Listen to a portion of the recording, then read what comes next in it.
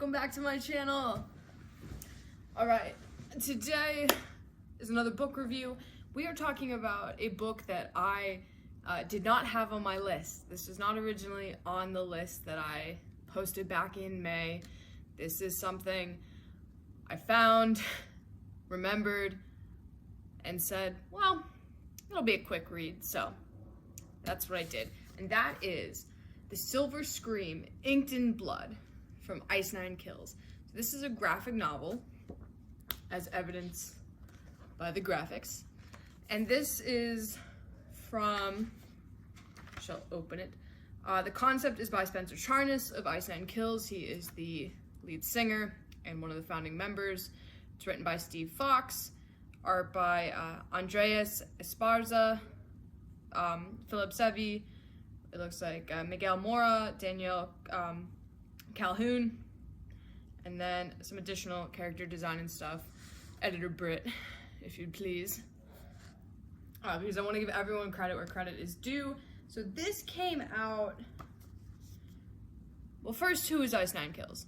Ice Nine Kills is a band, and they are amazing. And they are known for... Well, they're known for... Now, they were kind of...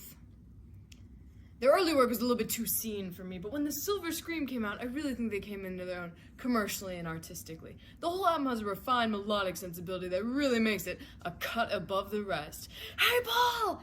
It's like, not screamo, it's punk, it's a little bit of everything, like metalcore, theatrecore, I think is how Spencer described it on a podcast one time. How I discovered them is I follow Dead Meat, which has the Dead Meat podcast by Chelsea Rebecca. Shout out to Chelsea Rebecca and James A. Janisse of the Kill Count.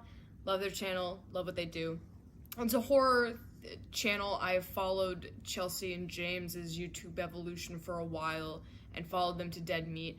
And about April of last year, they had Spencer on, and they had clips of Ice Nine Kills, and I was like, what is this? So I remember very vividly being in my black box theater, setting up for stage combat, which is at 10 a.m. class. I'm there at 9:30. No one's coming for at least another 25 minutes. Have my headphones in, and just hearing The Silver Scream, which was a bunch of songs based on horror movies. And the really cool thing is their album before The Silver Scream, which was Every Trick in the Book, was an album based around novels. And they had Animal Farm, Carrie, Jekyll and Hyde. And then Silver Scream, they really came into their own. They had this really cool interconnecting story through the music videos. They like to drop a lot of Easter eggs. I would love if Taylor Swift and Spencer Charnas did a duet, because the way that they write and the way that they kind of create these whole big things that fans are trying to figure out what's coming next would just be amazing. So that's how I found them. And then between The Silver Scream and The Silver Scream Part 2, Welcome to Horrorwood, which is their follow-up album, their sequel album, definitely recommend checking both of them out. They had The Silver Scream, Inked in Blood, which ties into both the Silver Scream and Silver Scream Part 2 and Welcome to Horrorwood. As you can see on the back, this is the mask that has been kind of synonymous throughout the whole Silver Scream Part 2. So the Silver Scream's whole kind of overarching story was Spencer was seeing a psychiatrist, and he was basically admitting that he killed a bunch of people. And this whole story is about a young fan whose mom is an LAPD officer, and she finds out that Spencer Charnas killed his fiance. And the fan thinks, no, it can't be him. Just because they're into all this gruesome, gory stuff doesn't mean that he's a killer. And insanity ensues. I won't spoil anything for you. I won't tell you who the killer is. But It does a lot of good with mass hysteria, satanic panic, the whole idea that kids who listen to or watch violent things will then have these violent actions. Mob mentality as well, I think, plays a lot into it. It's a very well done graphic novel. It's very, I mean, the lines are clean, it's very well inked, no pun intended. It features one of my favorite songs, which is from The Silver Scream, and it's, I almost have a movie it's from. It's Grave Mistake. Love it. And I think that's really all I can say. If you are a fan of horror, if you're a fan of graphic novels, or you're a fan of, I guess, like metalcore music, I recommend picking this up. It's a really great tie-in. And the end of this story starts this Silver Scream Part 2. If you watch their Hip to Be Scared music video, that's what starts the whole story off, and it follows these cops, which features James H. Janisse and Chelsea Rebecca, as they try to pin his fiance's murder on Spencer Charnas. I am not a full-blown psycho, which is what their fans are called. I do not have the Psycho app, so I don't know if there's a whole part of the story that I'm missing because I'm not knee-deep in the feed, as people might say, but I really enjoy their work. I picked this up because I thought I like Ice Nine Kills, I like graphic novels. It did not disappoint. It was a super quick read. And I didn't, like, I'm usually the person who figures out the killer, and I didn't figure the killer out in this one. But which killer am I talking about? You'll have to read and find out. So, yeah, it was a cool little read. I had just finished She Gets the Girl. I wanted something quick, something easy. I love a graphic novel. I think graphic novels are very underrated and underutilized, especially, I own a couple of these. I definitely own two graphic novels that are from the Percy Jackson series. One is The Lightning Thief, and I think I have Sea of Monsters. One of the first graphic novels I ever read, I remember it was in 6th grade. It was 20,000 Leagues Under the Sea, and that was in graphic novel form. I think that you can tell a lot, and I think it does a lot for readers to look at things like the way something is drawn, what the artist chose to take attention to. Graphic novels are similar to, I always say they're similar to short stories or to movies. You have very limited time and very limited characters. The author wouldn't put something in just for shits and giggles. So if an author takes time to put it in, it's pretty important. I always think that it helps me as a reader pick up on context clues and pick up on foreshadowing. So, and it's a little bit easier of a way to do it because it's all visual as opposed to in literature, it's through words. Film is like that too. I remember being in a movie theater. I remember seeing Nerve, which is based on a book.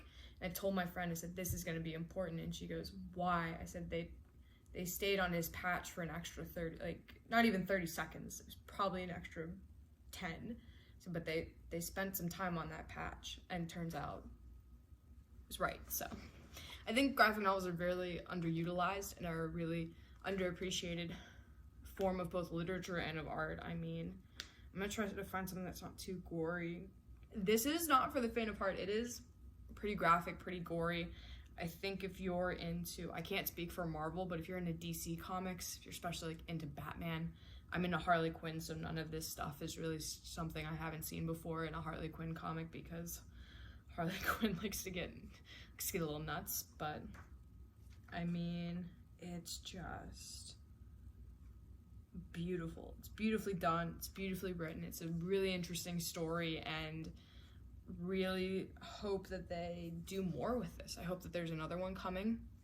I hope that they tie it in more to Silver Scream Part 2, Welcome to Horrorwood, which is a fantastic album. Such a good album.